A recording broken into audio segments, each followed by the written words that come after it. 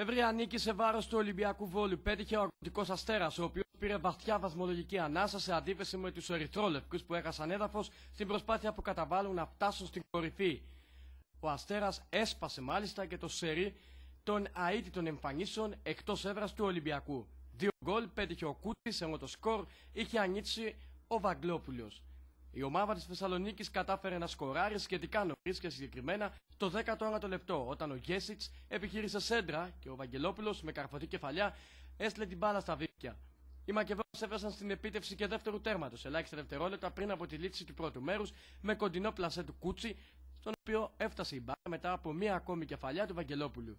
Ο Αγροτικός Αστέρας είχε θέσει γερές βάσεις για την κατάκτηση της νίκης, που έγιναν ακόμη πιο στέρεες με την αποβολή του Μπουλούτ με απευθείας κόκκινη κάρτα στο 21ο λεπτό.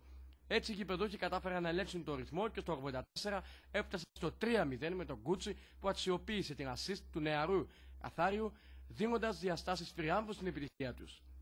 Ο Αγροτικός Αστέρας είχε κι άλλες αρκετά καλές στιγμές στη διάρκεια του αγώνα. Ωστόσο οι ερυθρόλευκοι προβλημάτισαν με την απόδοσή τους. Μόλις μία ευκαιρία και ένα δοκάρι μετρούν.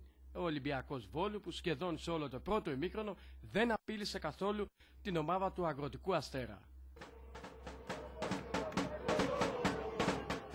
Οι 400 φύλακοι που ταξίδευσαν στον Εύωσμο αποχώρησαν απογοητευμένοι από το τελικό αποτέλεσμα του αγώνα. Δεν σταμάτησαν όμως να τραγουδούν για την αγαπημένη τους ομάδα, αλλά και υπέρ του προπονητή των Ερυθρολεύκων Σάκη Τσιόλη.